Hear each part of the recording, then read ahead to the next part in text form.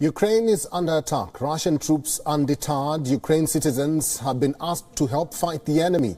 Men aged between 18 and 60 years were asked to stay back. Families packed whatever they could carry on their backs to seek shelter across the borders, mainly in Romania, Poland and Moldova. Here's a look at what this perilous journey entails.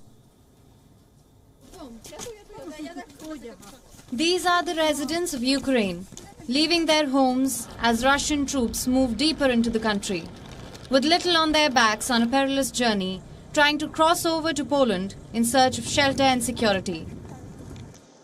This miles-long queue is made up of scared individuals, anxious mothers, children who are too young to understand what is happening, hoping to escape missile strikes, bombing, hoping to never have to wake up to air raid sirens, and to never bear witness to the panic and commotion sparked off by Russian military operations. It's a long wait, 6 to 12 hours. But what other options do they have? Because of martial law, all military obliged, all men must fight for the country, for peace, to prevent attacks from enemy forces, and for everything to be all right. We and children must leave Ukraine. In just 48 hours, some 50,000 residents fled the country. The UN Refugee Agency has requested neighboring countries to keep their borders open. Around 5 million are at the risk of being displaced. Across the border, Polish residents rush to assist Ukrainians. Moldova, on the other hand, set up special humanitarian centers with medical staff and social workers, all set to assist displaced Ukrainians and provide basic humanitarian, legal and food aid.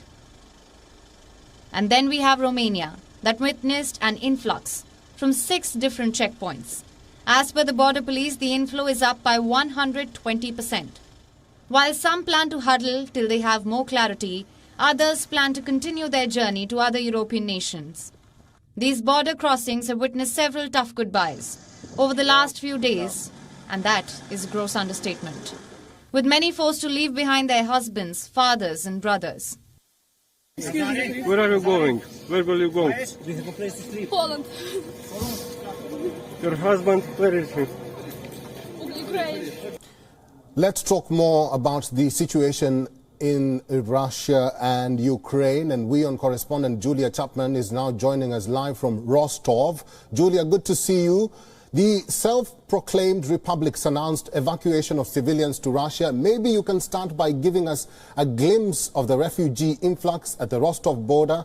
How are the border guards at the checkpoints treating the evacuees?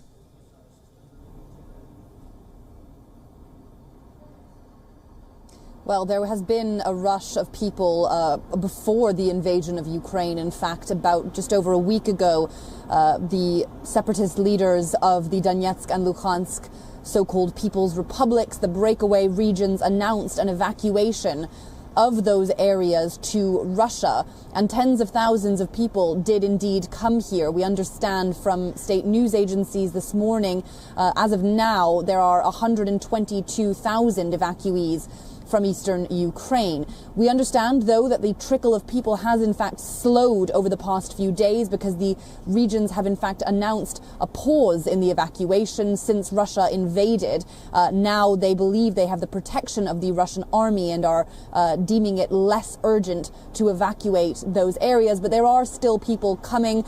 Around 4,000 people arrived here in the Rostov region in the last day, and they are still being given accommodation, shelter, food, SIM cards, and about 10,000 Russian rubles, approximately $130 per person. But many of them are being moved pretty quickly from the Rostov region to other parts of Russia. Many other areas have offered to take in evacuees from this part of Ukraine.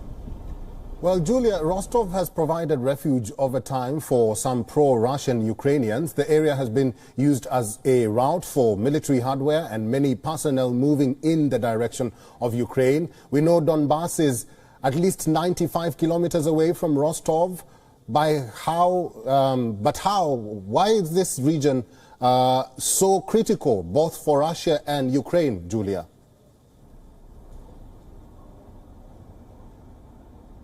Well, it's a border region, so it is, of course, particularly important, and it is an area where we have seen Russian military hardware built up in recent months and weeks. Of course, according to Western sources, there have been upwards of 150,000 Russian troops, a huge amount of military hardware as well on Russia's borders with Ukraine for the past year almost. And of course, a lot of that was here in the Rostov area. There has also been some shelling landing here in Rostov from the Ukrainian side, not here in the city of Rostov-on-Don, but much closer to the border. None have hit residential areas, but some shelling, according to the governor of the Belgorod region, north of where I am now, did hit 7 homes on Friday. 3 people were injured, but no fatalities were recorded. So sporadically there are reports of some artillery reaching Russia's territory, but for the most part the fighting remains very much restricted to the other side of the border.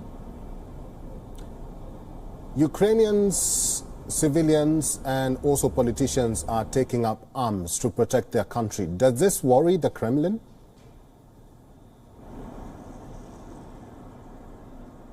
It's very difficult to know what is being thought of in the Kremlin, but undoubtedly the firepower from the Russian side is still stronger. We know that the Russian army is bigger, the air force is bigger, the military equipment more sophisticated. But despite that, of course, Ukraine is getting a lot of defensive support from other countries. They have been receiving a number of anti-tank weapons, for example, among other support, artillery being sent in from other countries to help Ukraine defend itself.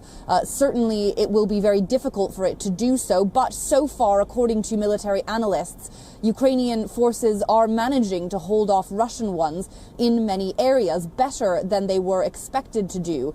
But undoubtedly, Russians are being met with fierce resistance when they are coming into Ukraine. But certainly the numbers game is really in favor of Russia. Well, President Putin said that he is willing to negotiate with Zelinsky in Belarus. But my question is, what does Belarus, or rather its leader Alexander Lukashenko, have to gain and lose from this Ukraine crisis?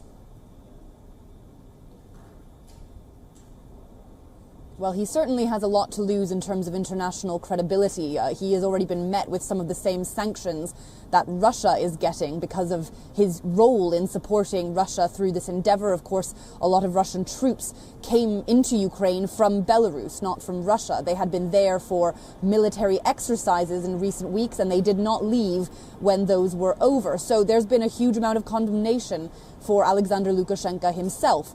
He seems to be able to think that he has the upper hand by siding with Russia. He believes that that is an alliance very important to him, and indeed it is. He has been propped up by the Russian government over the last few years of dissent in his own country. Arguably, he is only in power today because of help from the Kremlin. So certainly he is in a difficult position when it comes to Russia versus the West, and undoubtedly this is now a step beyond what he had been subject to before, but he is certainly coming under a lot of criticism for how much he is helping Russian forces invade Ukraine. Finally, Julia, what will be the strategic impact politically if Russia successfully seizes Kyiv?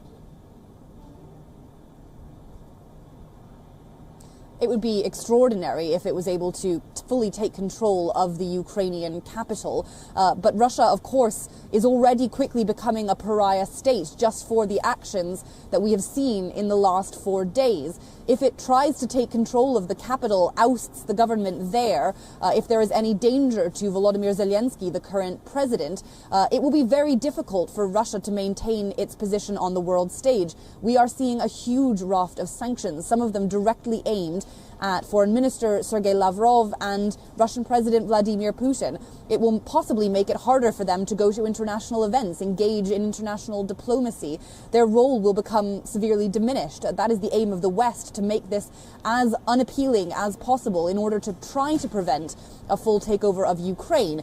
But President Vladimir Putin seems very determined to push ahead at all costs, and undoubtedly that is going to leave his position and that of Russia more widely very fragile if he is to succeed.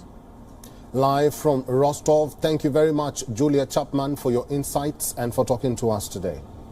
WION is now available in your country. Download the app now and get all the news on the move.